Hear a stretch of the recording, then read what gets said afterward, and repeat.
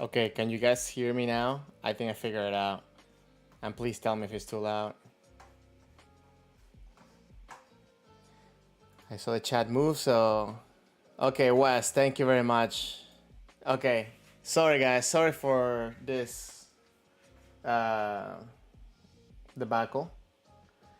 Uh, what I'm gonna do, let me play the video real quick. Let me see if the audio is coming out for the video. Yeah, it seems like it is. Okay, so perfect, guys, perfect. Thank you guys for your patience, and let me, I guess, do a quick reintroduction. My name is Jose. I'm a Golden in Kendo. Today, I'm gonna be focusing on the basics. I have a video that I've been meaning to show for the past two streams. The past two streams, I've been focusing also on the basics, given that right now very few people are going to have events coming up, and I wanted to make sure that we kind of start building up a stronger and better kendo, whether it is for testing or shiai or just general practice. The two videos I have, one of them it's Ojiwasa explanation from Osaka University, and the other one it's basics with Takanouchi. It's a video that when he won the All Japan Championship, they made this video that I think they pretty much made with everybody except Kunitomo because the pandemic, you know. But so I think it's a very good video because they really broke down a lot of the basics that I think we can benefit, and we can steal some of the stuff just to improve our kendo and just work on developing our own style, I guess, or just make these things for our own. Always your questions are welcome, and if you have a different opinion, points of view, or something to add, I always welcome that as well. So thank you very much, guys, for being here, for the patience of dealing with my... I updated a lot of the software, so I guess at some point this cost some problems. Let me just make sure. If you haven't, please take a second, subscribe to the channel. It really helps. And also, I have a Discord server that you guys, if you're not there, you're welcome to pass by. Let me just tell the bot to pull out the link for it.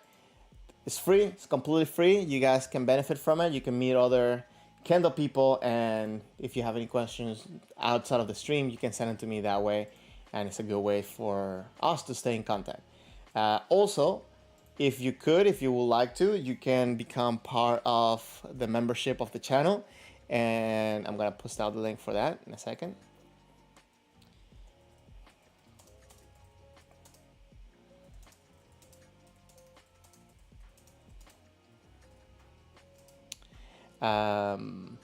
Yeah, so you can become a member, and right now what I'm doing is that you can send me a video and I will do a little bit of annotations and give you feedback and stuff like that.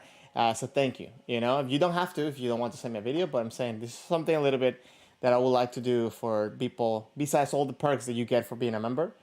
So that way, you know, I want to give back, but also want to make sure that I can support the channel and this channel keeps growing to keep providing some great stuff for you guys. Okay, if you guys have any questions or anything going on, anything like that, please let me know. And if not, I am going to start the first video. So, I have this video from Kendo Jidai International. As I think in the Discord server, we were talking about this, that Kendo Jidai is kind of posting a lot of videos. Some of them are free, some of them are for their pay membership. But I'm kind of upset that they are reposting some really old videos that most of us has already translated. But nonetheless, the translations they're doing to the newer videos and the old videos as well is pretty good, and we can benefit from that. So, this is a little bit of explanation of Ojiwasa.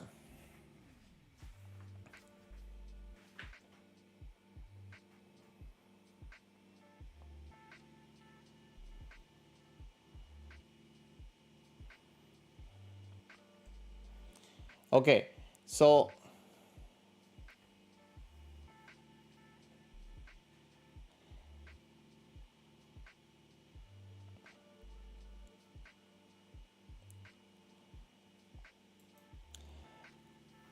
okay, so there's very cute key points that are being mentioned within the video. I don't know if you can really see because sometimes the subtitles get confused with the letters behind. But there's a couple things that have been said already that I find very interesting and very useful, right? Start with this one. Hold on. Your strike cannot be too light, right? A lot of times we focus too much on hitting with the hands and we throw in just the hands to do a strike. And okay, maybe sometimes it would be an ippon, right? But you have to put power behind your strikes, and for that you need to use your body. You have to connect the energy from your body, because especially for ojiwasa, and if you're doing things like degashiramen, degote, and stuff like that, you have to make it a clear point that you got there, especially if the opponent is gonna get you right after, right? So I think very good thing to keep in mind. Don't just go for the fastest thing. Go for making sure that you have a solid strike. Okay, that's one.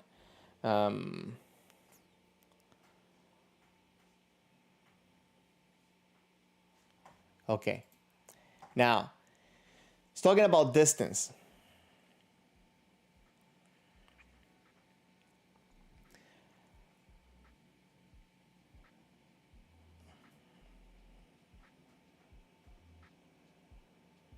Okay.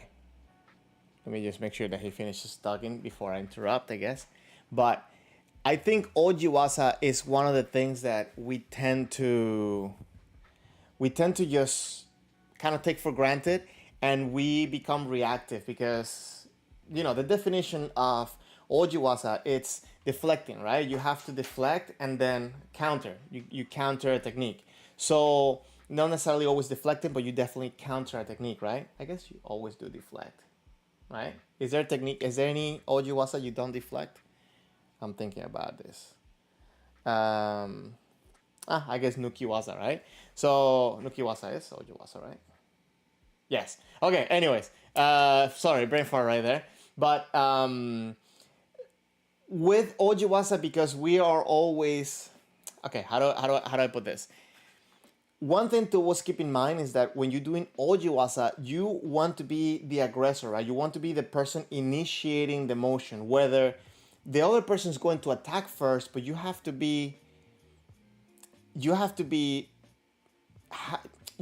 have the engagement before your opponent does. You have to catch him by surprise, not with an attack, but with your pressure, with your seme. So ideally for ojiwasa, you want to be the first person attacking with the pressure. Your opponent is going to react, and maybe I should go in the full screen. So ideally for ojiwasa, you want to be the person creating the opportunity. You don't just wait. Many people just wait for their opportunity, so then they get caught. They get hit. Maybe when they're trying to do kaeshido, bam, you get hit because you're waiting. Or even if you deflect the attack, you don't have enough space, enough distance to hit the technique yourself. So ideally what you want to do is you want to be the first person creating the opportunity by putting pressure, whether it's with your sword, with your distance, with your body. Make your opponent react, and when they are committed to a technique, this is what your opportunity comes. This is when your opportunity comes to do your technique. So for example, kaeshimen, kaeshido, you put your pressure, the person starts coming for men, and in that motion, you catch the kaeshido, and you get your ippon. You're gonna have enough distance, and you're gonna have a forward intention. A lot of times when you're just waiting there, you block back and everything, and then you get hit or you don't have enough space to hit. Does that make sense? Avi, thank you very much, and thank you for passing by. Really, thank you. We appreciate it. Okay, so does that make sense? Is it something that is many people just wait there, and they think that because it's ojiwasa, you have to wait for the person to come. You have to make them come. You cannot just wait there. Hope that makes sense. Anyways, let me keep playing. Ojiwasa against men.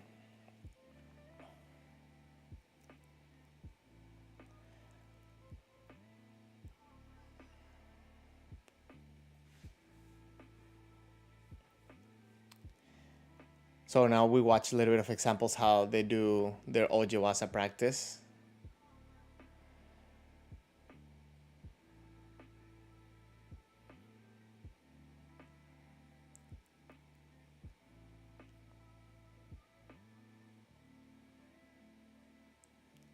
So, okay, against Jordan, this is cool.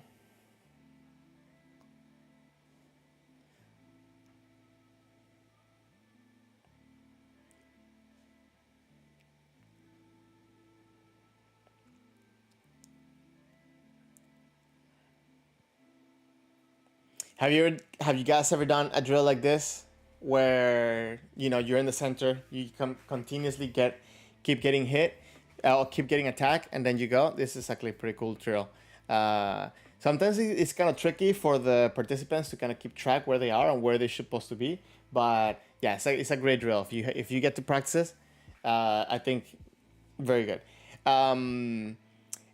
One quick thing though, I think Devana Man or the Gashira Man, it's a great tool for you to start understanding the timing, the distance, and so on for Ojiwasa. But Devana Man is not Ojiwasa. It's classified as Shikakewasa. The reason I kind of bring this up is not to say that, okay, yeah, like whatever, it doesn't matter where you classify, but both of them, whether it's Shikakewasa and Ojiwasa, start the same. You are the one putting the pressure, so the other person makes a reaction and you kind of steal their opportunity, steal their thunder. Does that make sense? Wes, you said that it does make sense. It does make sense not to wait. Every time you just wait, you're too late and the distance is close to executing the technique. Too close to executing the technique. So there's where my other point is. As a matter of fact, I made a video about this, about using Ojiwasa, Shikakewasa to understand Ojiwasas. More specifically, Degashira Men to understand Kaeshido, right? Or to understand the timing and the distance. There's a couple of things that happen. Let's say that this is your opponent and this is your Shinai, right? I need to get like a dummy. Oh, maybe I can just have just like baby Yoda here. So this is your opponent, right, with Shinai and everything, and this is you. And sorry, I'm getting a call. It is my birthday, so I guess I'm gonna be getting some calls. So I will just skip them for now. Okay, so when you have the opponent here, what happens most of the times if you're doing Ojiwasa is that the person tries to go to. Come on, cannot take this call right now. When you have the Ojiwasa, the person normally, when the reason why they mess the distance is because they try to attack where the opponent is. If when you're doing Ojiwasa, you aim to where the opponent is, especially after you did your seme or your pressure or your approach, most likely you will miss it. You will be too deep. Why? Because ideally what you're looking to do is that you put pressure so the opponent reacts with the technique. So the opponent is not going to be at the same place. And by the time that you reach, the opponent is also going to move. So the best tip I got myself for this is to aim or try to anticipate where the opponent is going to be rather than aiming to where the opponent is. So if the opponent starts moving, you want to aim a little bit closer. So I always attribute this being the reason for why senseis can always get you and they look like they barely put any effort. It's because they're not preoccupied with lunging all the way out there, right? They're looking to calculate the distance and calculate the moment to where the person is coming and trying to find where is it that you're going to hit, so that way you don't have to waste any energy or any movement. Hope that makes sense. Okay, let me catch up with some of these messages. Discipline. Ojiwasa is an emergency wasa that just buys you time. I highly disagree with this, bro. Completely disagree. As a matter of fact, look at higher level testing.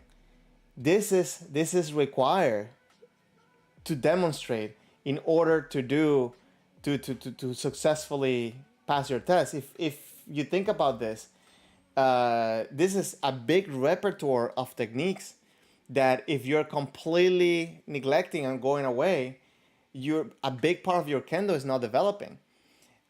Ojiwasa is not just to be there to receive and then just do something. The beautiful, in my point of view, the beautiful thing of Ojiwasa is that you are creating pressure from the opponent, making them move, and you take that opportunity away from them. So if the person comes for men, you have a vast diversity of techniques that you can do. Of course, sometimes when you have different scenarios, you may have to even change the plan on the way. But I think there's a lot of art to be put into that. Does that make sense? The As a matter of fact, when we were watching the stream with Andy Fisher, he showed me he sent me the video for Eiga Sensei's Hachidan test. And there was a point where he put in the seme, he tried to do Kaeshido, but ended up changing the decision into Suriyagamen. And those type of split decision, those type of heat of the moment, fraction of a second decision are so important also to show your level of kendo understanding what's happening with your distance, what's happening with the communication with the opponent. It's so much, it's a lot. Like I could talk for days just about this point. And as a matter of fact, if you this year on April, I was training with Ariga Sensei up in California, right? He does every year, he does the international Gashiku. So he gathers a bunch of international players to meet up over there. And mainly, especially for him preparing for the Hachidan, mainly we were training on three main patterns, right? First, use the seme. And if the person doesn't do anything, if there's an opening there, you can go for men, right? If the person comes in for men, you can counter with a man or you can kae shido. And if the person blocks, kote, right? So try to take away the trickery of the approach and try to just kind of put yourself in a mold this way. It develops yourself in a different way as well. Because it's not necessarily that you're limiting your kendo, but you're trying to be less overreactive. I don't know, like there's so much when it comes to that. And sorry for the long tangent with all of this, but it's so interesting. Democritus, Farang, thank you very much for the good wishes. Discipline, thank you again. Wes as well. Thank you very much, guys. Shen, thank you for passing by. And Hui, Ojiwasa needs seme too. That is correct. You need to put the seme, you need to put the pressure, you need to make the person overreact, or at least react when they don't want to react, when they don't want to do anything, right? Okay, so let's see a little bit of the demonstrations for kote.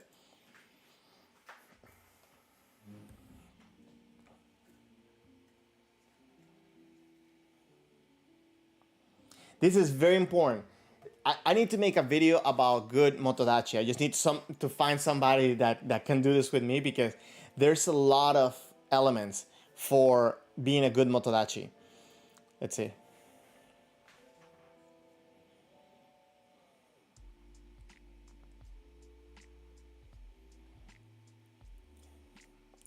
So I'm just gonna point out here, just because the camera is very well situated for the guys over here. But so this guy is the one doing the counters against kote, right? First one he does here is a kaeshi men, right? Very nicely executed. And this is the main point that I want to drive when it comes to these techniques. He is in motion. Okay, now at this point, he is in motion by the time that his opponent is coming. You see that? Okay. When you are doing Ojiwasa, you cannot just be standing there. If you look at this guy, he does kaeshimen, kote kaeshimen, but he's in motion, not by the time that the person is coming for the kote, but even before his opponent starts moving. One more time.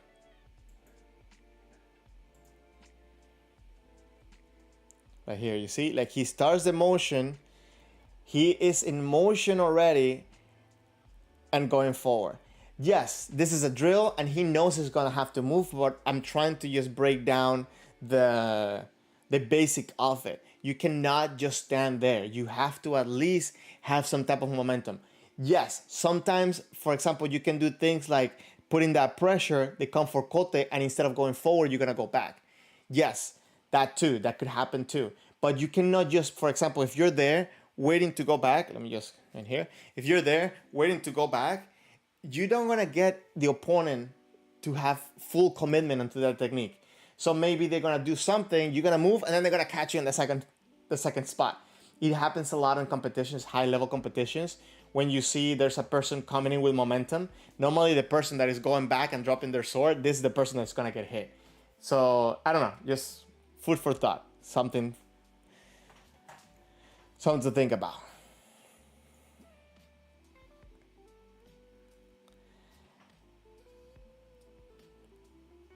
So I always like to, when I'm training this with somebody that hasn't done it, one thing that I like to do is I like to have them think about what are the techniques that could be useful for you or be beneficial for you to do against kote, right? So for example, here we saw kote kaeshimen, we saw kote men, right? Sorry, maybe I didn't stop, hold on, let me go back a little bit. So now this is Suriage men. Sorry, we didn't see this one. In this one, I guess he tried to do maybe like a kote nuki man.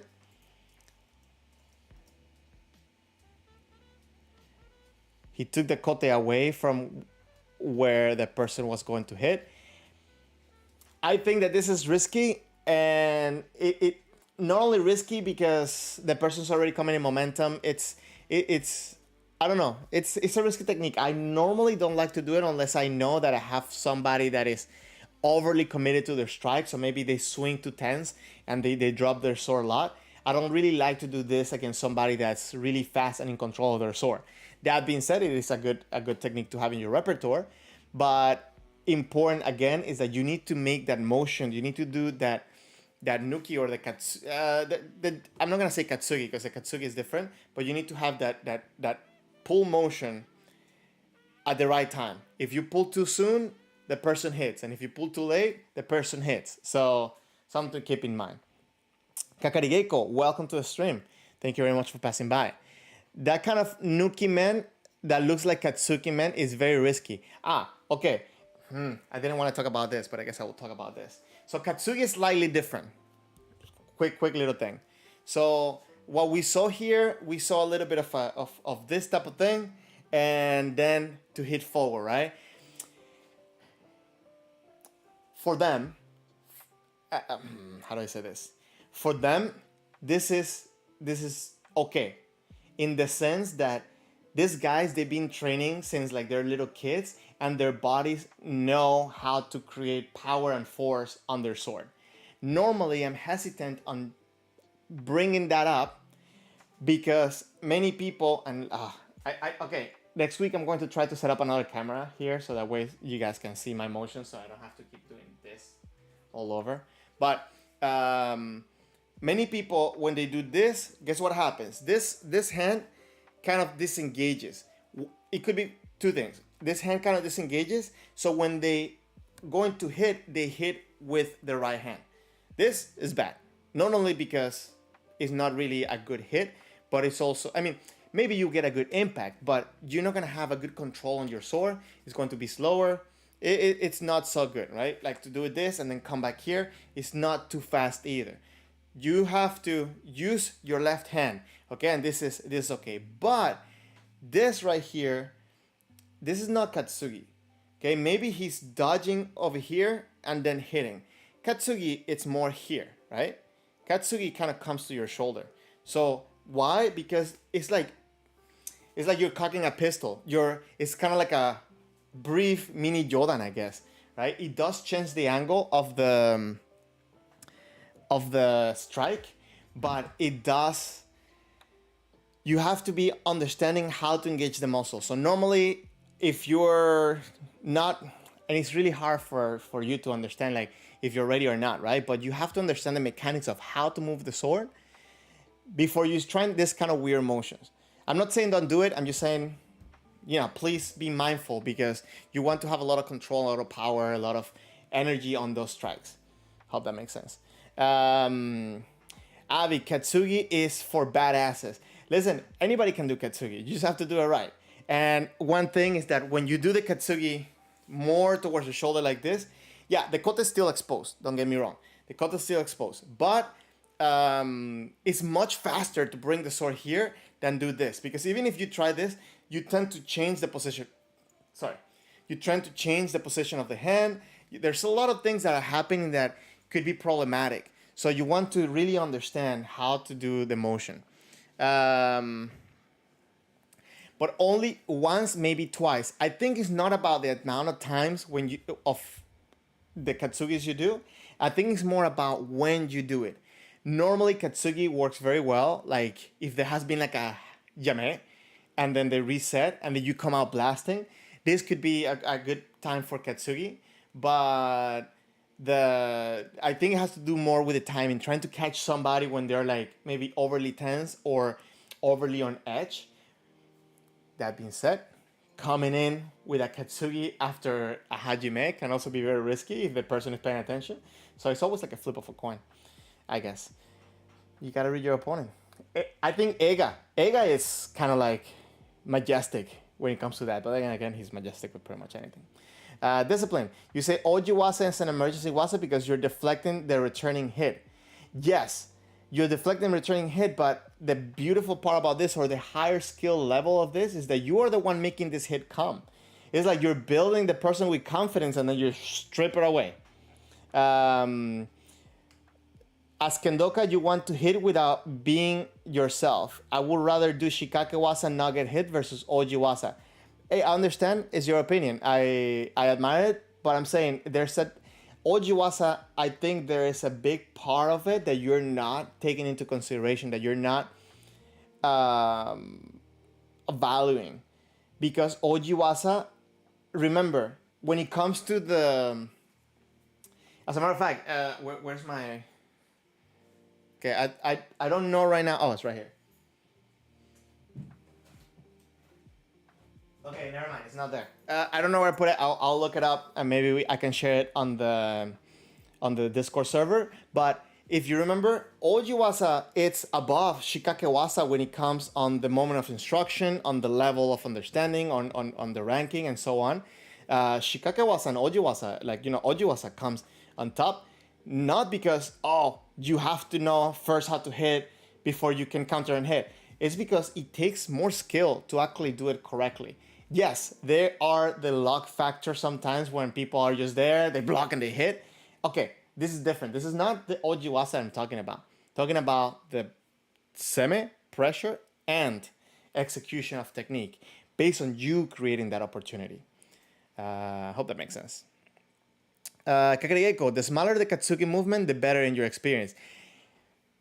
Flip of a coin.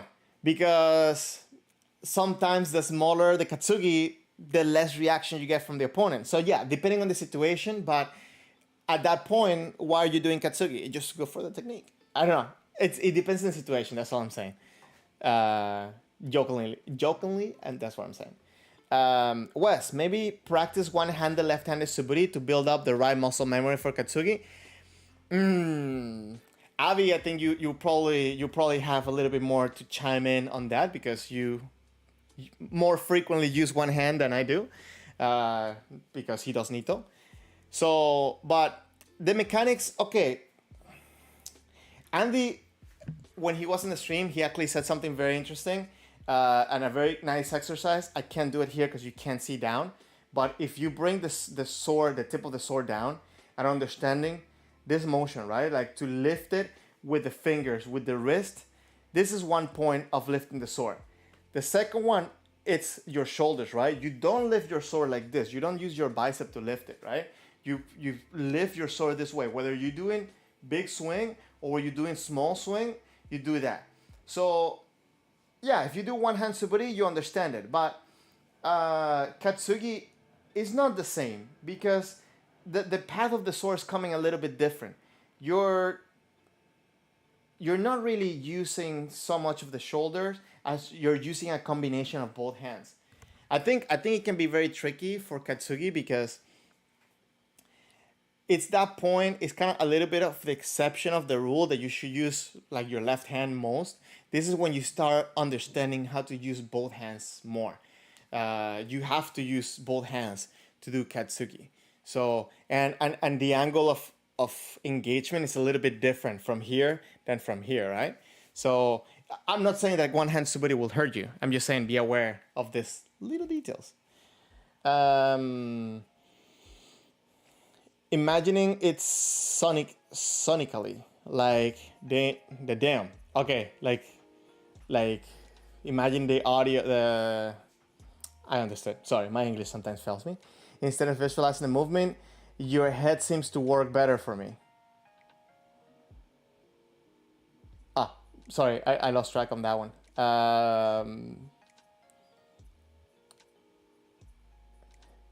Oh, you're imagining the timing of it by the sound. I actually do that a lot too for kotemen, for example, right? I not rather. I try to do pap pap for my kotemen, so that helps me a lot when I'm trying to do kotemen. I try to keep that sound and just try to beat to the drum, like pap pap. So pap pap with both the hands and the foot, the feet. Um, Kakarigeko is saying good point. It gets totally depends on one's kendo and the opponent's reaction. Totally. And as a matter of fact, I'm gonna tell you this. Normally, I'm very fast in the sense that I'm very like I could be very twitchy. I'm not saying that like I'm super fast. I am fast, and this is the feedback that I do get from people. Okay, so I'm not trying to brag or anything, please. But one thing that I was happening to me because again I'm kind of very twitchy.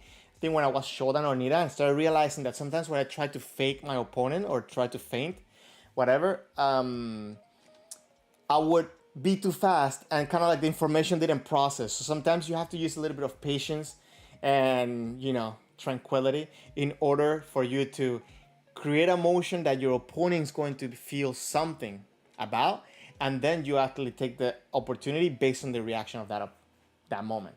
Right? Does that make sense? The goal of the small katsugi, in your opinion, is to slightly offset the opponent's timing. Okay, yes, I personally wouldn't consider this to be katsugi. It's just off timing. Just because I don't like to, I don't know. I like to when we talk about something to label it on that for the purpose of the technique. But I understand what you're saying. Yes, I can see that happening. I understand that totally. Katsugi waza is high risk, high reward. You would rather do Yodan instead of Katsugi waza, but it's another thing. It's completely different. Katsugi, as a matter of fact, you can do Katsugi as a Yodan as well, right? But it's a whole different thing. I think you're dealing a little bit with like absolutes here, but there's like gray areas in between. There are many things that you can do in between with the katsugi. So I don't know. Think about it. Anyways, guys, if you haven't, take a second, hit the like button. Really helps the channel. And yeah, remember that we also have the Discord server if you have any questions or you would like to keep in contact as well. Okay.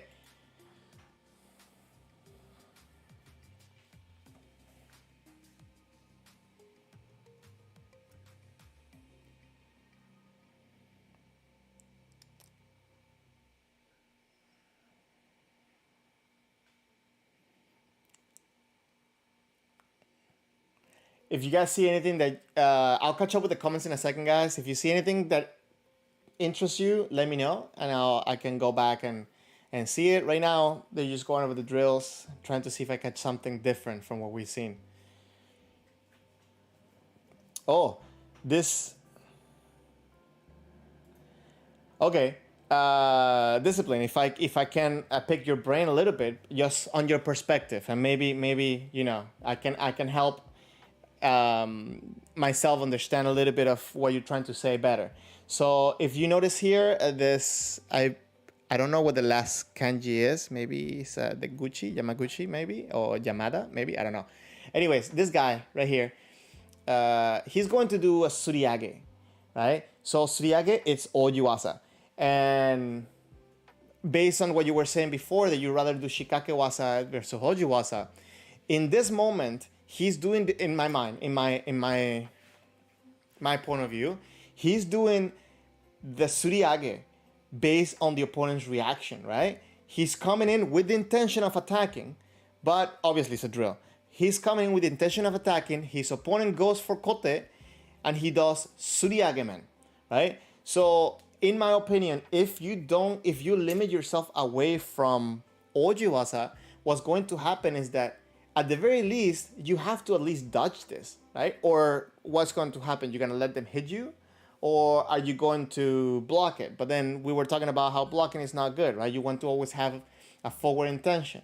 So ojiwasa comes in as a tool to open yourself for more opportunities. In this case, he comes in to pressure his opponent, and let's put ourselves into a fight scenario. This is what I do normally when I'm training these techniques, by the way. I try to see when they would be useful in a real Chi, for example. So I'm imagining that I'm in Kamae, my opponent is very jumpy, right? He's ready to go, he's ready to attack all the time. And I'm trying to challenge my partner, I'm trying to challenge a technique from him.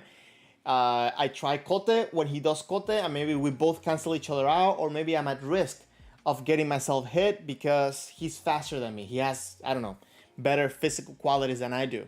So what should I do? What can I do? So at this point, I think for me, it's a good opportunity to do suriagemen. Why? Because he's coming at me, I'm coming in forward, and I can deflect his incoming attack because I know it's going to be fast, and then I can immediately take the man because he's giving me the distance. I don't have to push too much for the distance, and at the same time, I can take advantage of the fact that he's coming in to attack me. Again, this is just like a little battle scenario that I like to do in my head sometimes. So I think at this point, I open myself up by having this on my repertoire. So always, I think if you do this type of drills, have in mind what would work. I know in dojos, we tend to just work one technique at a time, right? Sensei says, okay, right now we're going to do suriage. Then right now we're going to do nukiwasa. Then kaeshiwasa, and so on. Haraiwasa. And this, all these techniques one at a time.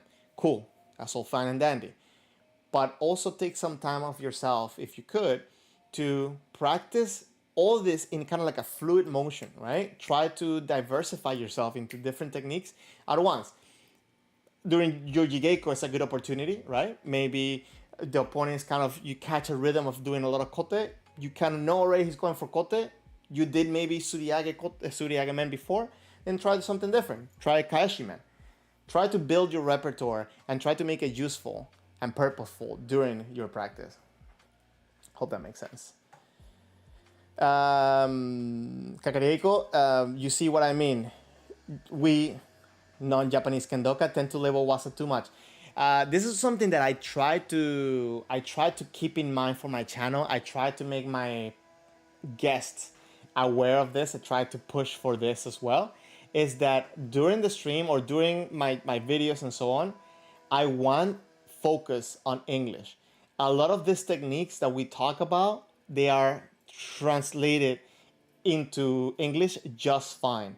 So also we tend to put a little bit too much thought or too much time on just the name of a technique, just a name. And a lot of times it's better to understand the motion of that technique, right? Just the physical aspects of it, and let's just talk about that and learn about it. So my opinion, that's something I like to try to do. So I agree with you. I think we tend to overlabel and sometimes even mystify some of the names that we have for the techniques. Hui, Katsugi is like men feint wasa, you think. So Yes, yes. As a matter of fact, when I was in Nara, last time I was in Japan, there was this police guy that he he would hit me in such a weird way because it was kind of like he was doing katsugi, but at the same time he was doing like a big man, and he will offset my timing so much that even he was doing like a fake for the man, he still hit the man. So if I try to do like Kaeshi Wasa, I will always miss it because he had so much control on bringing it in and bringing it down at the right time when he wanted to. So it's very interesting to practice this that way as well. And something that I don't see many people try to, or not many people even, putting that in their repertoire. This guy was exceptionally good at doing this.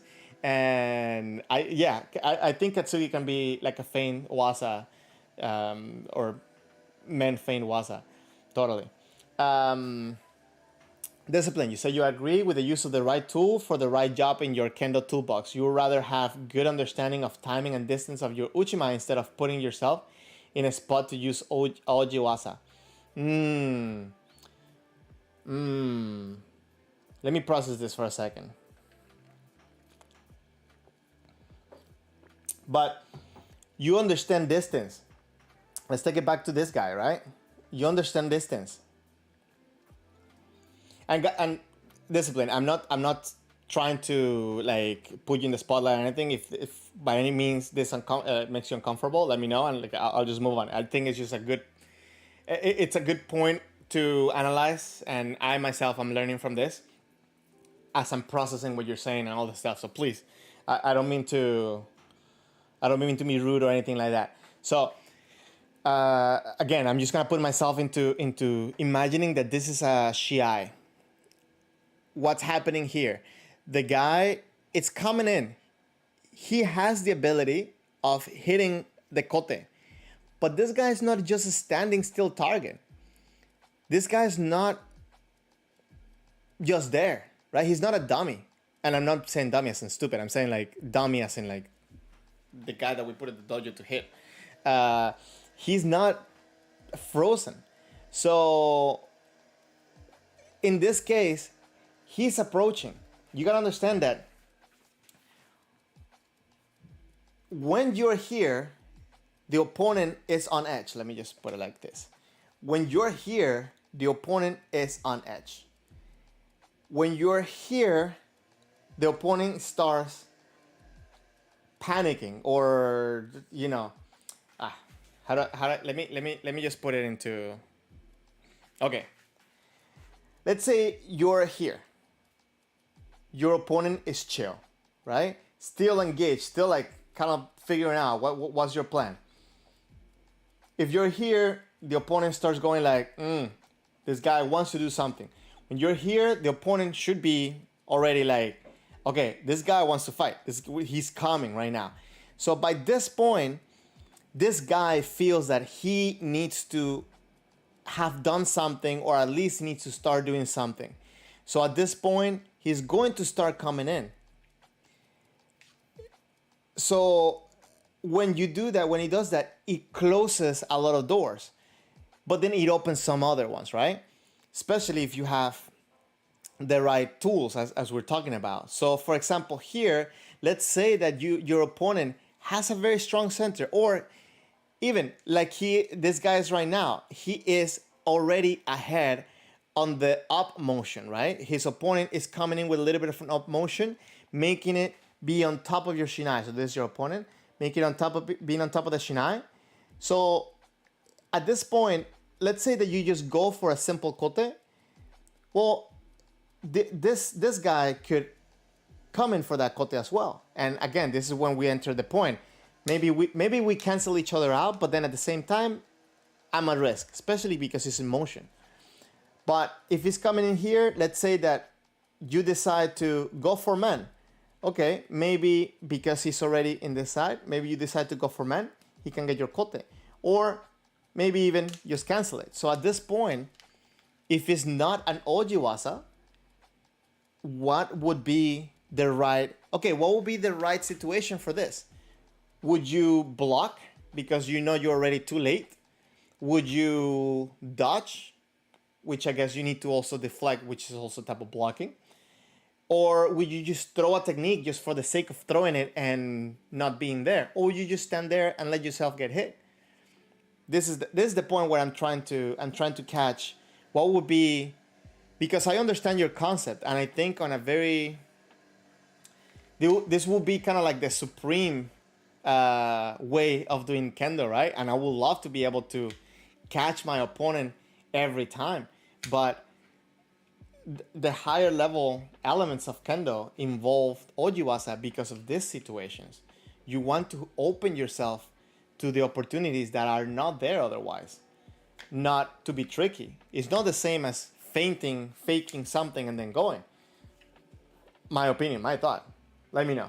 Let me know. I'm very curious about that. This situation is what I was talking about. Okay. This kid has a very strong man, by the way. Okay, this was the whole video. Again, this is from the Kendo Jidai videos. I hope you enjoyed that. And the next video that I have is the Kendo Basics with Takenouchi, right? It has this songs, this music. They're so funny. I don't know why. So obviously we're not gonna do the whole thing because it's like a 50-minute thing and have practice. But there's a couple of things that I want to talk about today. Maybe if you have practice today or tomorrow, or maybe even this week, you can put that into consideration, and we can, in the next stream, have a little bit of feedback when it comes to that.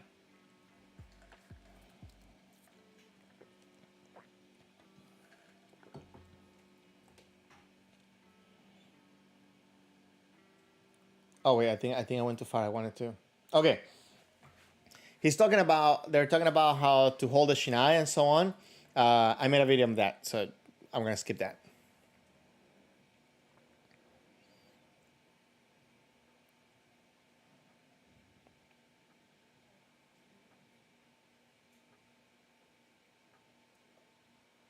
So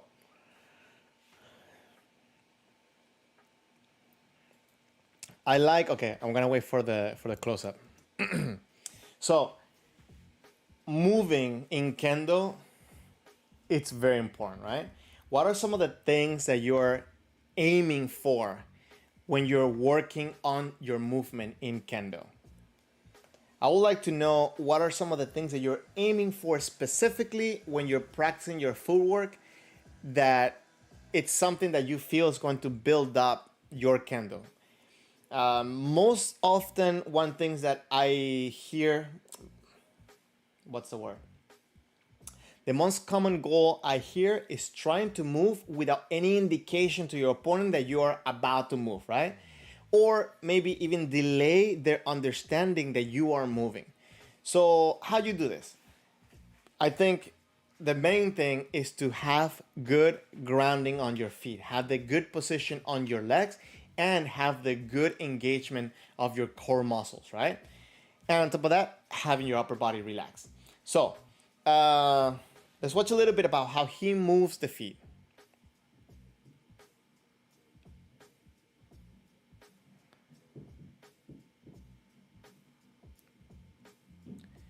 Okay.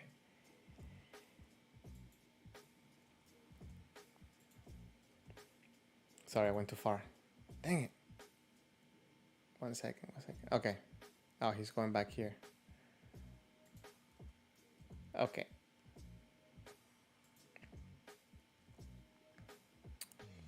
Sorry. Too far. The first thing I want you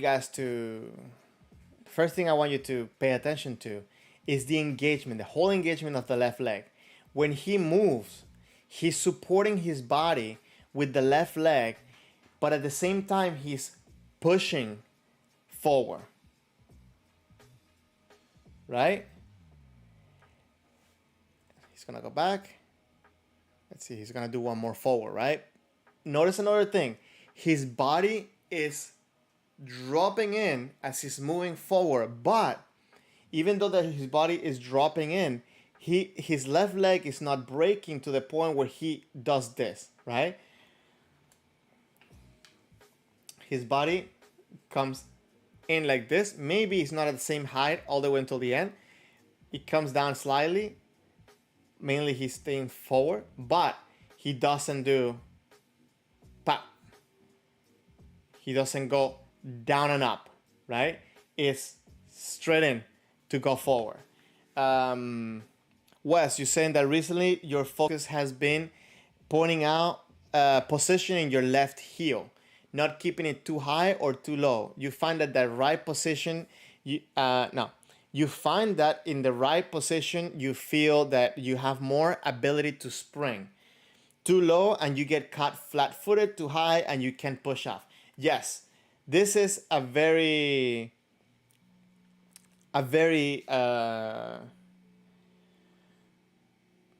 very fine line that we have to walk on, right? Finding out the right position. So for me specifically, I try to hold this position but feel that my whole leg is pushing. This is what has helped me to get to that point.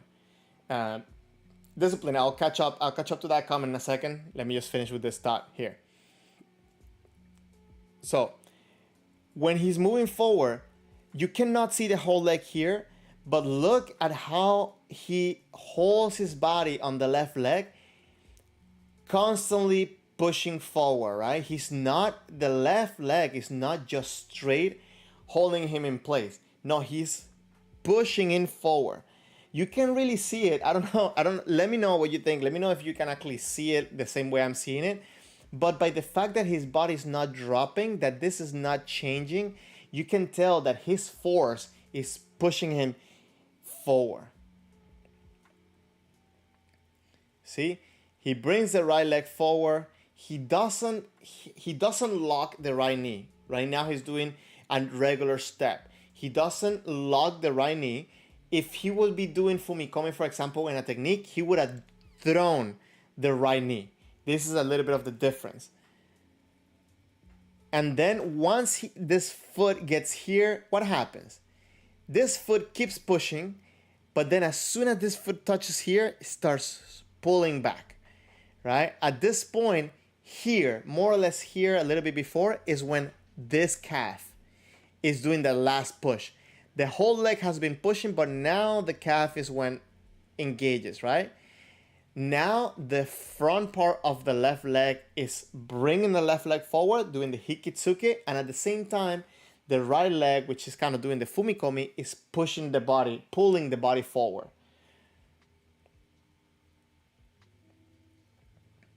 And then right when you get here, I hope this doesn't change the frame and the scene.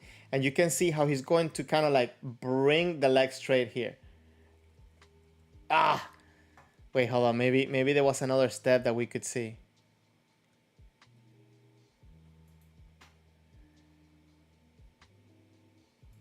Wait. We're gonna come back to this.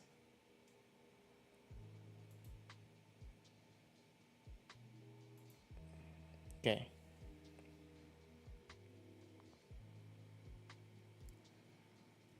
Okay.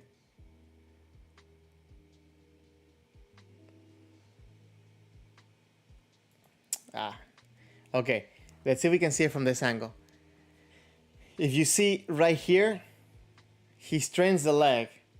And by the way, guys, this is a good habit to get into for your practice. When you step in forward, you want to finish the step. Don't just be ready to go back, right? A lot of people kind of just get there to the front, but the left leg doesn't really engage. So it's easier to go back because you already know you're gonna go back. No. Finish your motion, right? Bam.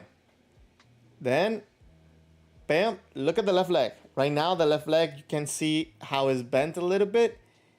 And then, bam, he re-engages the left leg, puts in the hips, just like if he was going to take another step forward. This is a good habit to get into if you want to improve your footwork and improve your sanshin, your follow-through, and overall, your body strength to go forward. This is something that you should definitely take some time to analyze and to build up for yourself. Okay, let me try to catch up with some of these comments. Discipline, you would rather dodge or block? Your goal is to keep center. That is why you do yutai senmen. Keep that tsuki dare in check. If you can do shikake wasa or oji wasa. So is this considered mukai tsuki? So what you're saying is that are you trying to, like, if the person is coming, you know, you dodge the sword around just so you can come back into the tsuki in there? This is what you're trying to do? Gotta be careful because it could be dangerous, especially if the person doesn't know how to receive it. But also some senses may see this as rude, and then I think at the very least they're gonna kind of like unleash some type of treatment after that. If this is what I'm understanding, what's happening here, I'm just trying to get clarification. That being said, if you were to be testing at this point, I feel that a lot of times you will end up being just frozen there, and this could really hurt your test because you cannot just be there and just wait. And another thing is that you can also get an opponent that understands this and gets the sword out of the way and then attacks you. It's a very, it's a very fine line. It's a very fine line, and I think there's some of the things that maybe you're gonna start picking up as this happens, right? You gotta be careful with that. If I'm understanding this in that way, Luis, you really enjoyed this podcast. Your hope I'm doing well. Yes, thank you very much. I am. It will be to get practice with me one day. Have a fantastic weekend. Yeah. Remind me what country you in, and yeah, I travel a lot, so most likely at some point. Oh, sorry, my shinai fell. Give me 1 second. My little shinai fell. So yeah, let me know. And if I travel on that area, we'll catch up. Democritus, your sensei said that you have to practice more tsuki in order to be ready to use it when you get the first dan. Right now, you still your worst technique. Listen, it's the worst technique of a lot of us. Don't get me wrong. A lot of us do not practice tsuki enough. And tsuki is not necessarily a technique that you want to have just because, oh, it's a cool technique to have or just another way to hit Ippon. No, but there's a lot of elements that that build up your kendo from tsuki. And there's a lot of things that you understand as well from tsuki. A lot of awareness too. Doing it and receiving it. As a matter of fact, right now, this week, George McCall, Kenshi 24/7, he did a post on a review of some things that he got from, I think it was Tozando, and he reviewed something about the Tsuki protector.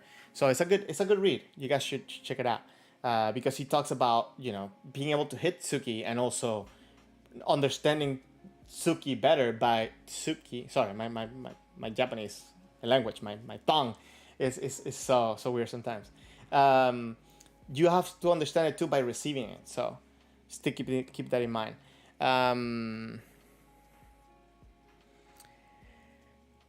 Kakarigeko, you're saying that we all have to practice more the tsuki, I'm guessing, and more kakarigeko. That's totally it, man. Everybody loves kakarigeko, so kakarigeko is love. Democritus, yes, more kakarigeko is always good. As a matter of fact, I used to have I don't know if I don't remember the name of this guy. I don't know if you guys seen these little things that in Instagram this guy makes. He's from California. He's so cool. Every time I travel there, he gives me one, and he has one where it's like kakarigeko with the Coca-Cola logo. I have it somewhere, and I wanted to put it in my bogo bag.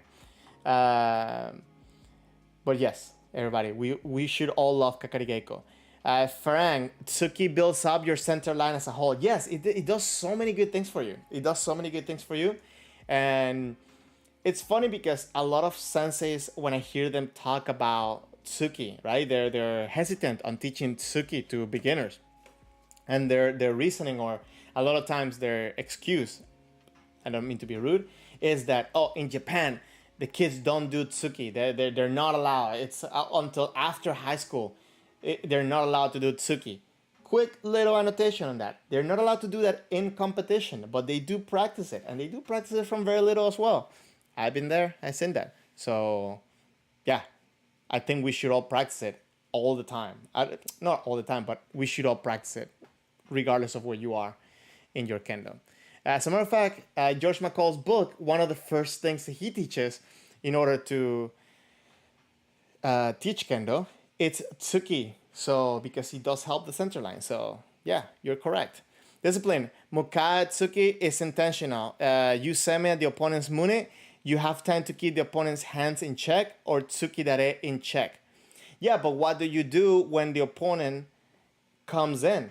Like the example that we saw before, where the guy was coming in for kote. He was above, he was ahead, and it's a really, like, what do you do in that point? Because your kamae, in order to be perfect, has to move. So because we cannot all be perfect all the time, our kamae will not be always perfect as the opponent moves. So between that motion of going from point A for point B, we're going to have an opening. Like, for example, if my opponent goes slightly to my right, let's say that I recenter here, I'm going to have a little bit of time where I'm going to be open. It's minimal, but it's theoretically something that my opponent can take advantage of. So what happens? What do you do in these points? Because you're telling me you keep the center, okay? But what happens those times when you don't keep the center? You just stand there? And especially I'm talking about shiai, right? Like, what do you do in those times? Do you just let the opponent hit you? Or do you just block? Because there's no other solution to that. Kakarieko, improving tsuki helps us develop more aggressive approach. I agree, and aggressive in the good way of aggressive.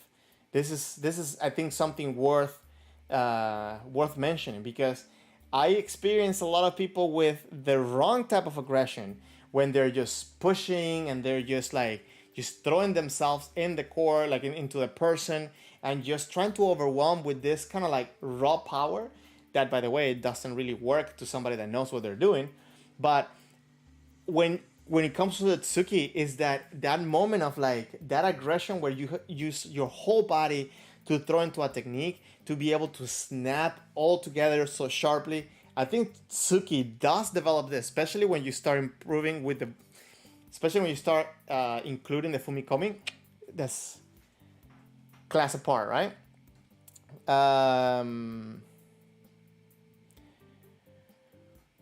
Frank, you even do it from Jodan as part of Kihon Wasa. You do Jodan. Okay, cool. That's something that we need to. Yeah, tsuki. It's a very big gap that we need to make sure that we compensate for, because we need it. Kakarieko, yes. Okay, when you mean that by aggression, that mean not too passive or defensive?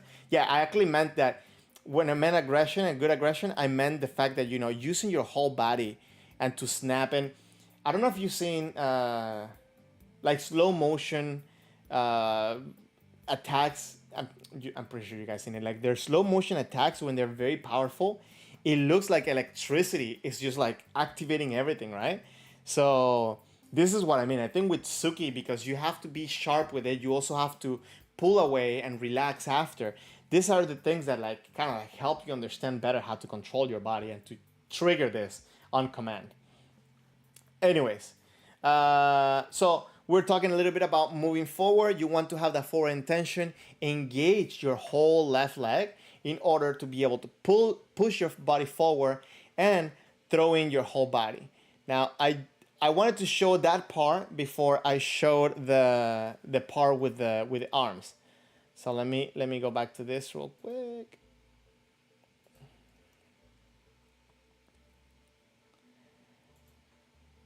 Okay, so this section of the video is what I used on the video that I made about understanding the mechanics of the sword, or the mechanics of cutting men.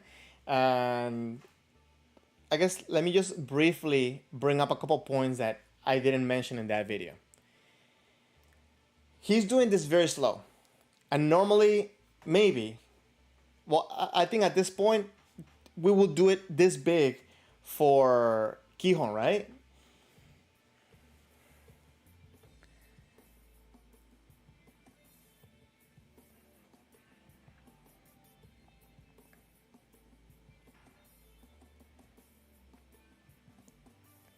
Now, here, from this angle here, you might say that this is overextended, right? That maybe during Kihon, you will not do this, right? Like you not go so far back. This is, I think, good practice to actually understand your range of motion and to kind of like push it a little bit, but also because it helps you understand what muscles need to activate to bring the sword down. So let me ask you, while if somebody could answer this question while I read a discipline's comment. At this point, when you're at this point, what muscles do you use to bring your sword down? Okay, let me read discipline comment. Discipline saying a lot of kendoka don't understand the monouchi length and know to attack kote at the first notch of the shinai and execute men, do, and morote tsuki around the nakayu area of the shinai. So what does that mean? Like what is I'm asking you what would be your reaction to somebody that breaks your center, right? Or maybe when your center broke because of your emotions, what will be your reaction? What will be your thing? Hermano Lopez, greetings from Brazil. Thank you very much. I hope to visit sometime soon, and maybe get some good practices over there. That'll be a great trip, I think. I don't know. I have mixed information about Brazil, so let me know. Let me know how things are over there. Okay. So, from this position, what muscles do you guys use to bring your sword down? Let me break down my thoughts.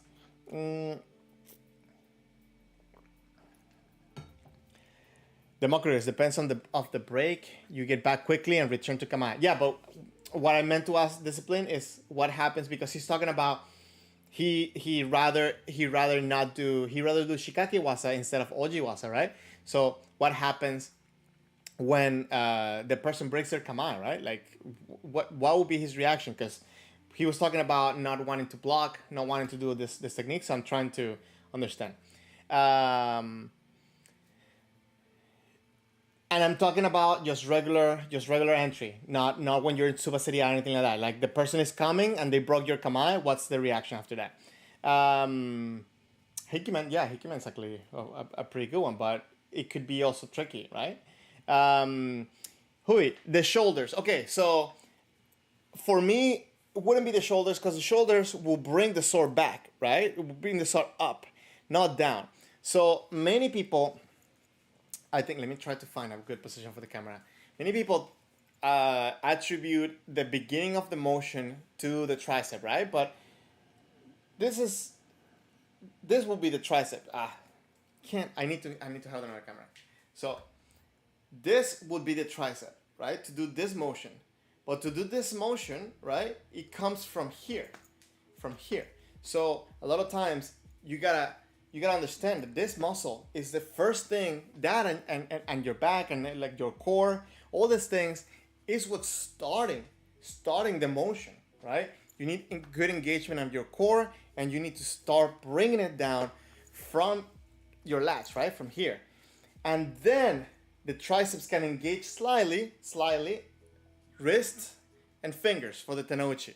So when you do the suburi like this, especially when you do it slow, and if you stretch it up back there, you will feel these muscles. And I think for me, at least, it makes it easier to understand what do I need to use in order to bring the sword with power.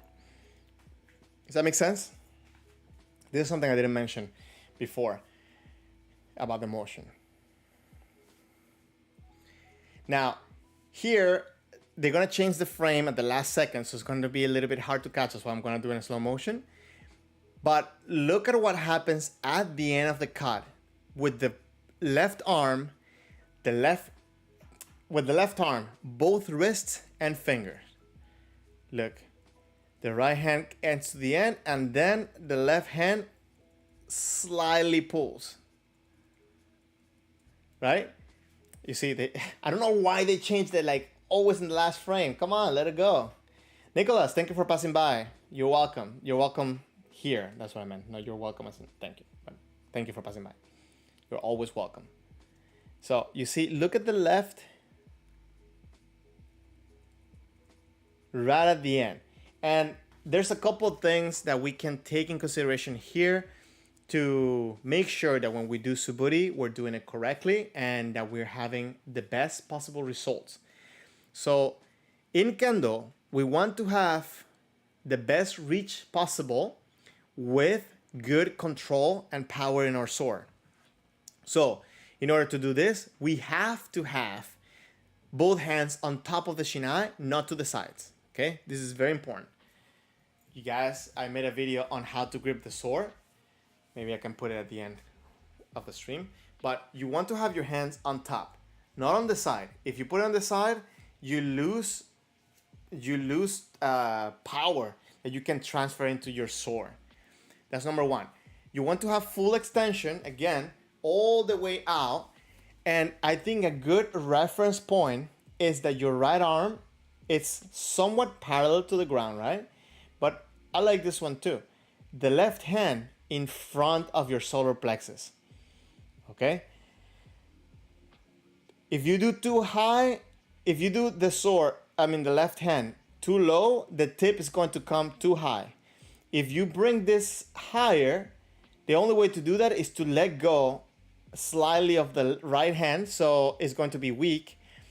And you're not gonna get that much more reach from that, but you want to make sure that you have support.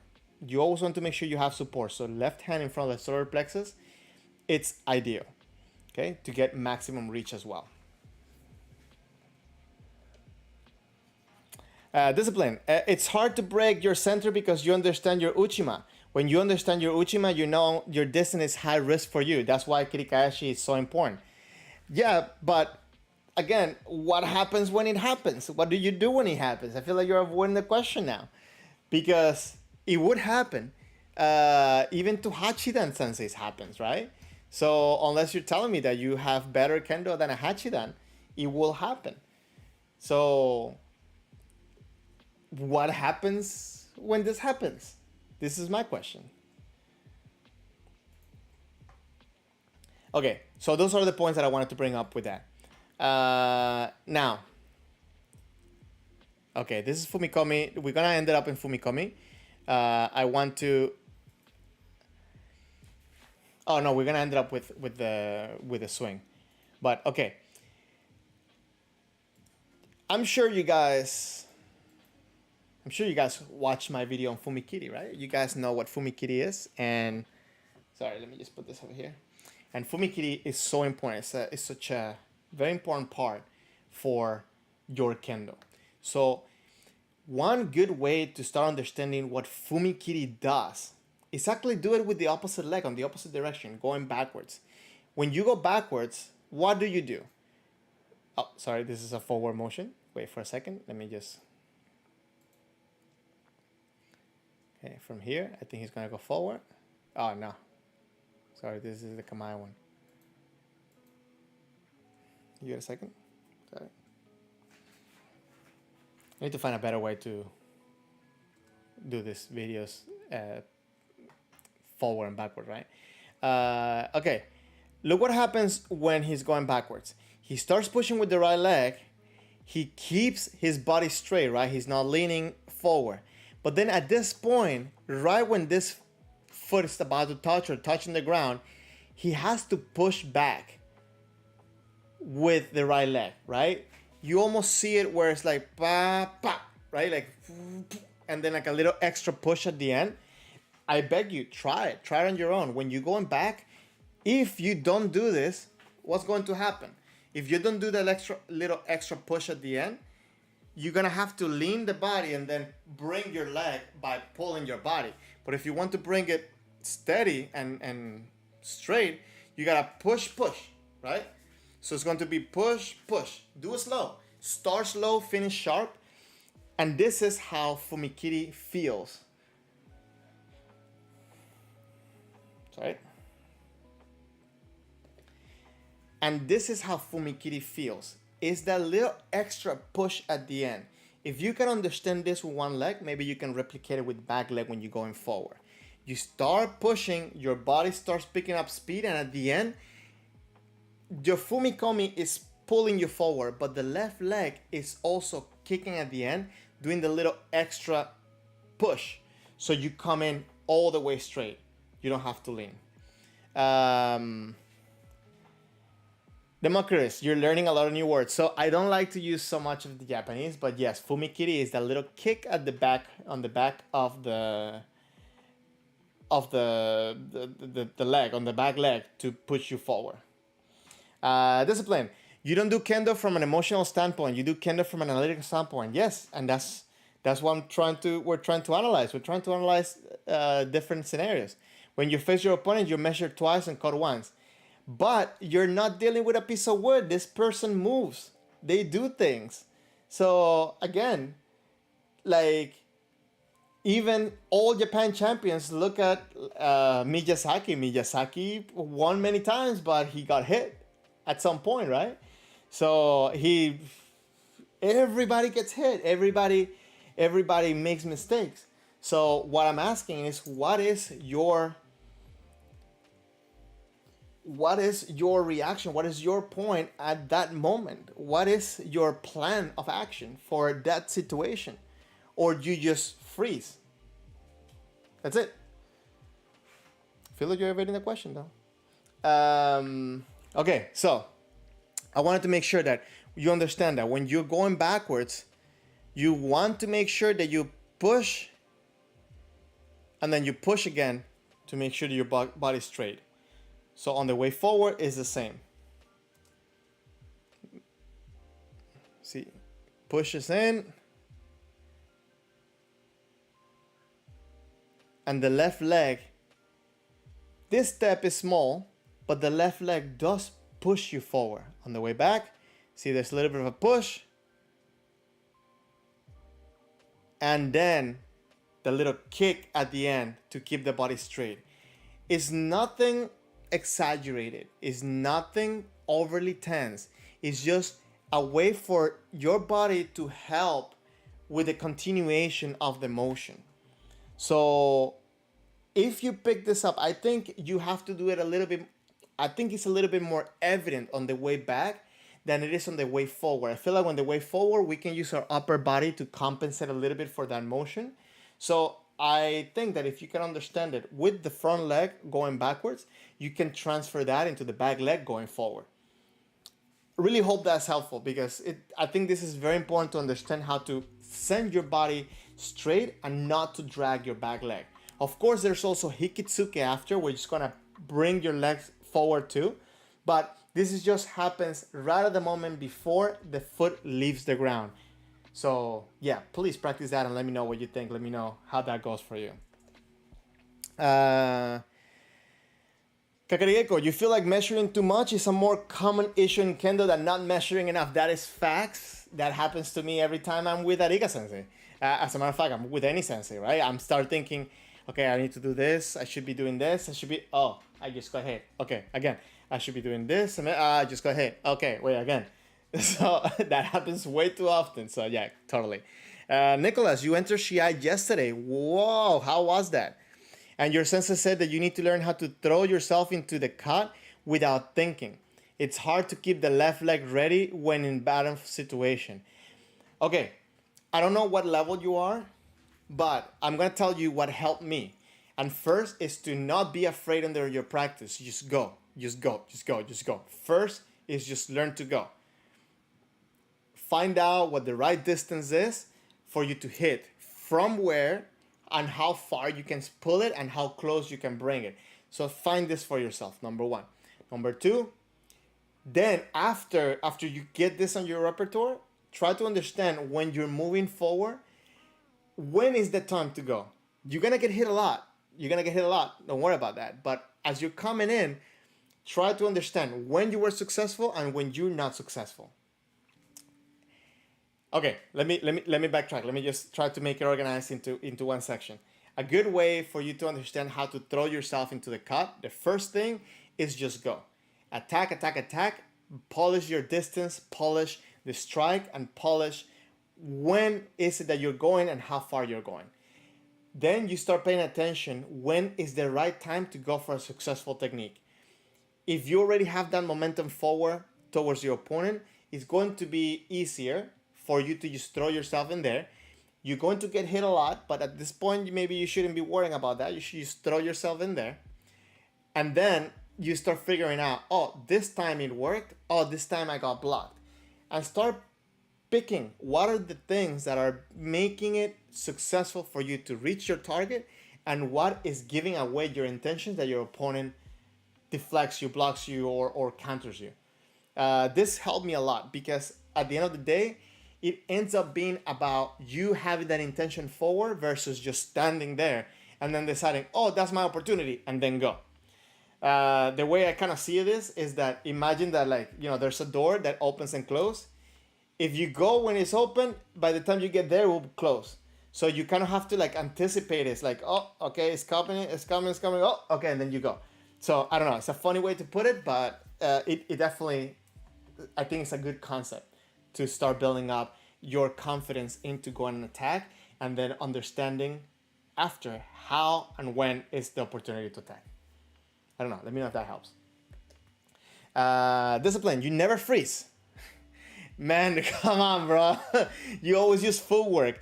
You come into your distance with your Uchima and step back and just your Uchima. Check out Murakami's footwork against Yamashita. Yes, listen, Murakami had great footwork, but he also made mistakes. That was a masterclass he displayed. Yes, but the way that you're coming at me right now, I'm not saying you're coming at me and attacking me. Please don't take this. This is all in good spirit, guys. We're just talking about this. I don't. Please, I want to make this as friendly as possible. But the way that you're saying this is, man, you never freeze and your center, you always, your center never breaks and so on. This is, man, this is an ideal world, and I understand what you're saying, the desire to be in that point. But it's even for the highest rank, it's impossible to upkeep all the time. And you have to have a plan to move on from all these different situations. And Ojiwasa and all these things are things that Hachidans talk about and Hachidans promote. So I'm guessing I'm having a hard time grasping why is it that Ojiwasa doesn't fit within the grand scheme of good kendo, right? So if you so choose to just not do Ojiwasa, and that's fine too. But I just want to know, especially for testing, what is your next ranking for test? What's your next test for what rank? And how do you plan to approach that situation where your opponent takes advantage of maybe a little mistake you made, or being in a bad position, in an awkward position? All these little things. What happens when your opponent managed to break your center? Do you just freeze there? You block? And so what's, I don't know. Talk to me about this. Democritus, you remember one of your practices against a fifth dan sensei? You felt like she was waiting for the opening since yesterday. So who you said then you will never lose. Yeah, I agree. So discipline, you should be if this is a joke, please don't take any bad spirits. You should be world champion, right? Because if this is the case, this is the skills needed to be at this level, right?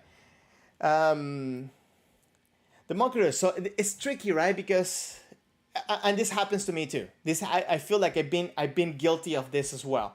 When I'm trying to put pressure, and then maybe my partner, my opponent, doesn't understand that this is pressure, so we cannot end up in a stalemate. So it's it feels like I'm waiting, and then for them it feels like I'm waiting too, and they're waiting for me to do something. So it's kind of like a stalemate. So this is something that I'm building myself. I'm trying to work on as well. Try to make it where my opponent would feel like I'm going, even if I'm not. So then I can get a reaction from them.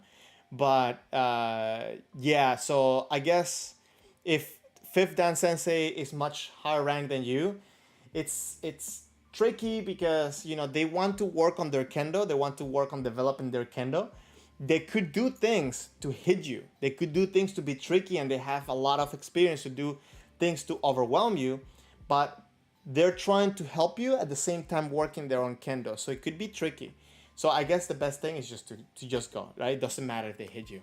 um, um, that's I don't know, quick little food for thought. Discipline, you said you never said it doesn't fit, you said it's an emergency wasa. Okay, the point that I disagree with that, and that's what I'm mentioning from before, is that shikake wasa, it's considered to be a lower tier for ojiwasa, right, when it comes to skill level. But on top of that, ojiwasa is something that is promoted for the higher level rankings. So yeah, so tell me about this. Tell me, what would you do in the sense, in the feeling that you made a mistake, your opponent overwhelmed you, or all this stuff. You rather be on the offensive. Yeah, but if you're just doing kakarigeiko, and at that point you become a target as well. If that's you, okay, but understand that there's something more that's needed for the next level. You don't control your opponent by just attacking. I'm sorry, like this doesn't happen. Just attacking, it's as much of a weakness as it could be as a strength. Because if you're constantly attacking, okay, you're attacking, maybe you feel like you're overwhelming, but at the same time, if you have someone who's smart, they're catching your patterns, they're catching your timing, they're catching your habits, and then boom, they get you. I used to practice with a sensei that he would call it, what's it called, like the matador, right? Like with the bull, they'll just like, okay, yeah, I'm just waiting for finding my spot, and then boom, they get you. And he is really good at doing that. So this is the next part. Nicholas, you said that's a good funny way to see it. Thank you. You're third Q. You were teams of 3 and second dan and 1 Q level. You appreciate a comment on how to improve throwing yourself. Yeah, try it and let me know how that goes. Okay, if it does help in any way, I'll be curious to know. Democritus, it was a good practice. In retrospect, you realize your mistake against the sensei, for example, going around without defending the center all at once.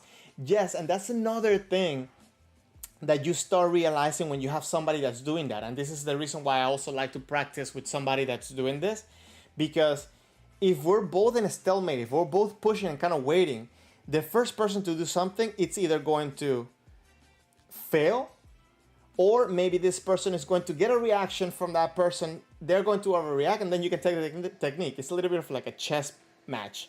So you do learn a lot from this type of practice, especially if you're going with an attitude of, I don't care if I get hit, because then that way you do learn if you don't care, because you know that you threw all in it, but then your opponent also did the best that they could do. Let me just catch this. Kakarigeiko, what's your mental approach for Shia? You're struggling to find balance between not thinking too much, trying to enter the flow, and focusing on your strength. That usually helps me in Jigeiko. Okay.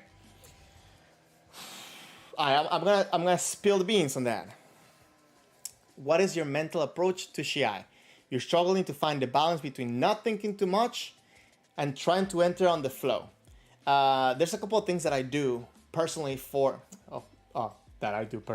Okay, there's a couple of things that I do to get into that mindset of Shiai.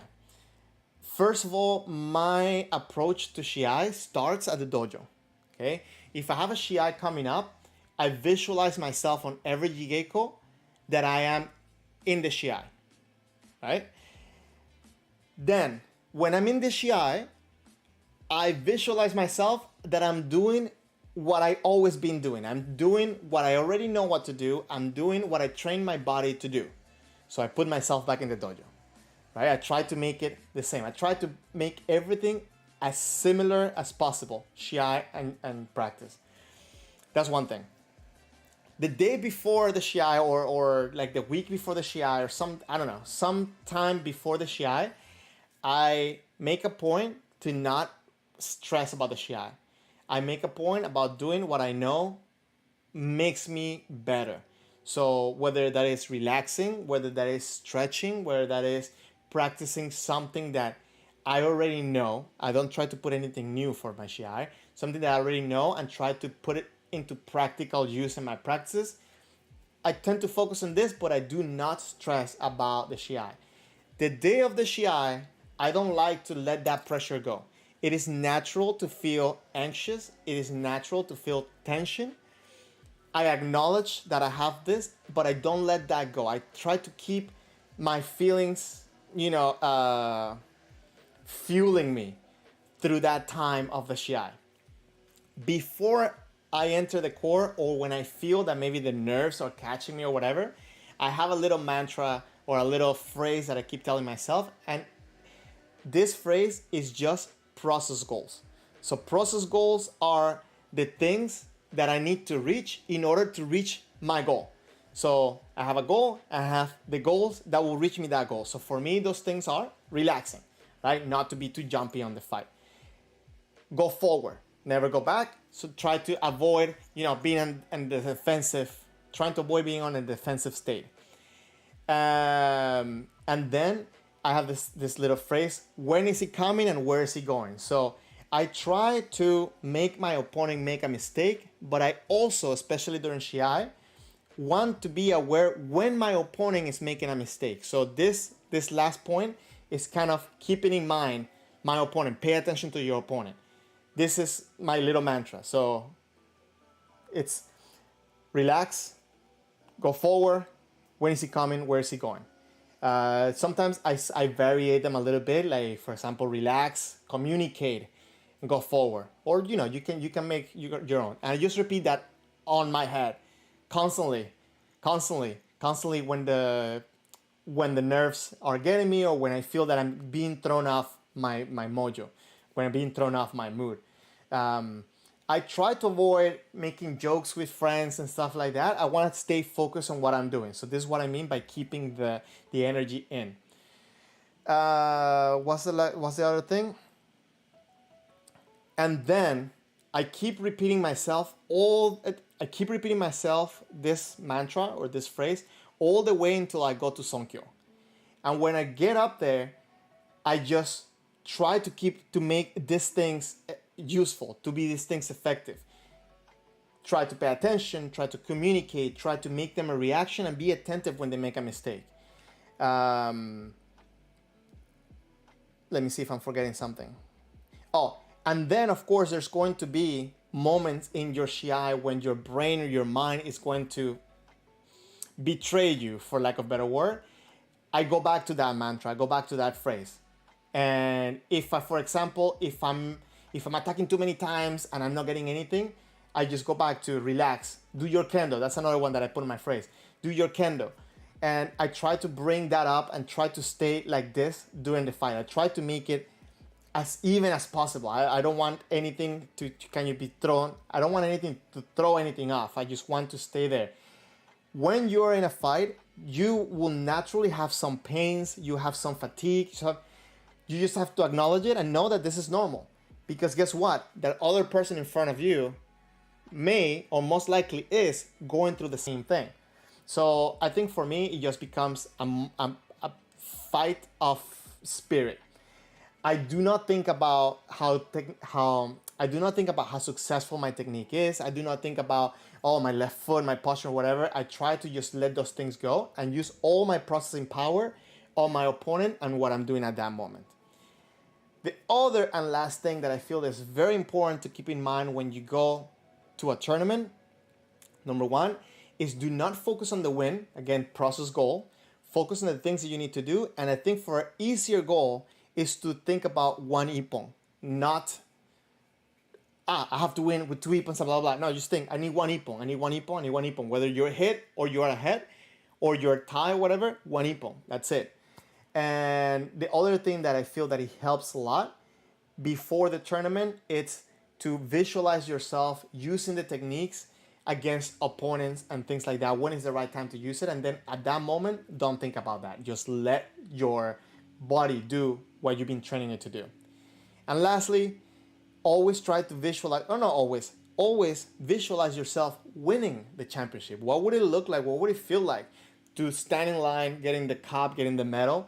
And all these things are very important that you start feeling. I think the mental mindset is so important. This is why I want to do a stream with a sports psychologist to kind of share those little points with us. If you guys don't know, I graduated for music therapy, and I'm always been interested in psychology, and especially sports psychology. So this is where I get all these little pieces of, these little nuggets of information.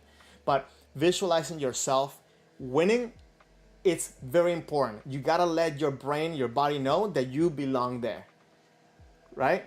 Whether you're tricking it or not, you gotta let it know that you're there. You're supposed to be there. That's my spiel on Shiai mentality. I don't know. Let me know if you have a different one. Let me know, what do you do differently? What do you do to improve your performance during the Shiai? Naturally. Improve your performance naturally, okay? Anyways, hope that makes sense. Okay, let me catch up with some of the comments.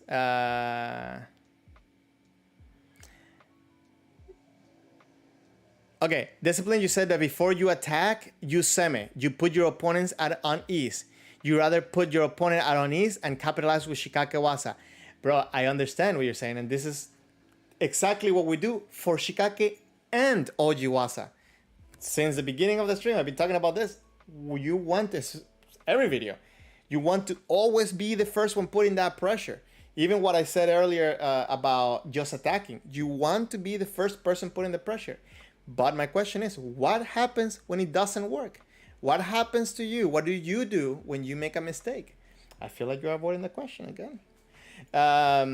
Nicholas, in yesterday's Shiai, you only attack and was not ready for high level cuts. You think you need to learn what you just mentioned. Exactly, Ojiwasa. Any further suggestion? Yes. Practice getting hit. What I said earlier about just throwing yourself in, throw yourself in. But when you throw yourself in, actually, I can tell you exactly who told me this. Chris Yang. I practiced with him one time in California, and he was just doing everything, right? Like, he was just tearing me apart. And then at some point, he had the good grace of stopping the fight and telling me, asking me, are you asking yourself, why are you getting hit? I think I was like Nidan or Shodan by then. And then I was like, it's like, you're supposed to ask yourself, why did this not work? But most importantly, when it works, why did this work? Always put that into your mindset, into your questioning yourself. How this work? What do I need to change? How can I improve it, right? So this is my suggestion. Get hit and find out why you got hit. Then change it. Improve it. Try it. Do it again. And then ask yourself, why did I get hit? So on. Hope that makes sense. Hui, what if they're waiting for you to come? Okay, if you're in Shiai, you have to get a reaction. You have to pressure. You have to just get them to get out of this moment. But understand that if you manage to get a reaction from them, most likely it's going to be an overreaction. So from that overreaction, there's going to be an overcompensation. And in that time, between that overreaction and that overcompensation, there's a big window. So again, try it and ask yourself why. Discipline. You sent me to draw out one of all or four of the signals in Kendo. I feel like you're copying things from a textbook right now. From your opponent to strike effectively. That's why you think Oji Wasa is an emergency Wasa. So that part is definitely not in the textbook. But you sent me to draw out one of your four sicknesses. Yes, but what is seme? We go into what is seme. This is a higher level element, right? And a lot of the simplest ways to do it is just body pressure, distance, and overall just even movement can create pressure for the opponent, right? So yes, you have to create, you have to make an opening, but sometimes just saying Yuseme is not, I think, a complete answer. We need a little bit more than that. Kakarieko, your sensei tells you to visualize yourself winning.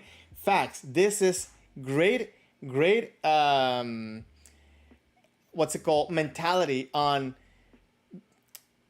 building confidence and, getting yourself into the right mindset for a fight. Guys, if you haven't, please take a second, hit the like button, and if you would like to be a member of the channel, the link that is pinned at the top, you can use it. And what I'm doing right now for everybody that signs up as a member, you can send me a video and I will send you some feedback and we can talk about how we can build stronger kendo. So that being said, discipline. You understand my view on Ojiwasa to use it as hikikomu, drawing out the opponent. Okay, we can agree on that. And because again, you pressure, you try to get a reaction from the opponent, but then at the same time, you're not in control of the opponent's mind. Whether you're in control of the fight, the timing, the speed of the fight, you're not in control of the opponent's mind. And if you're doing kendo, and the way I like to do kendo is, especially for shiai, not only especially, I always do this, but especially for shiai, I like to do kendo thinking that I do have a real sword that is sharp. And would you allow somebody to either close the distance when they have a real sword on you? Would you allow them to, I don't know, like move around you, stuff like that? There's little things that I think it will be a little bit different the way we act and react if we have real swords. So I try to put myself in that mindset. And you don't only have to pay attention to the purposeful actions of you and your opponent, but you also have to pay attention to the luck or the mistakes or the random things that could happen in those moments, whether it's out of fear, out of focus, out of lack of commitment, like anything. So all these things we have to be prepared of and we have to anticipate. You always want to, as a matter of fact, I feel like a more accurate way of talking about kendo is not necessarily control. It's not necessarily controlling your opponent as much as it is anticipating your opponent. This is just my point, my idea. Wes, to your point of asking why you got hit. You were in Keiko with a very fast higher level kendoka and he hit you with 2 kote strikes back to back. You knew something was off in your kamae, but did not know what. So I asked him and he told me that I was holding my right hand too far out. Yeah, and these things, listen, luckily in Kendo we're very open, so we will give this feedback as well. And this is the things that we need to always keep in mind in order to build up our Kendo. How can pay attention, awareness is just such a big element for Kendo. Discipline, you're just one of the side of Shikake. You want to control the tempo of the match. Yes, I know you want to. Everything you tell me tells me you want to, but you can't always do it. We can't always, was that song? You can't always have what you want, but if you try sometimes, you get what you need. Something like this, right? So, okay, you may not get every time what you want, but what happens when you can only get what you need rather than what you want?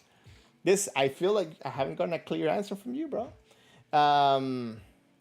Nicolas, talking about telling yourself you're supposed to be there.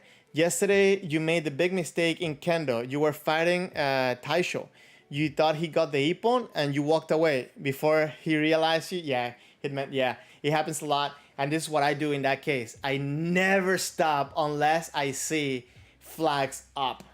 So, like, literally, like, even if I hear Yame sometimes, I stay there. I stay because it has happened. I've seen it happen way too many times.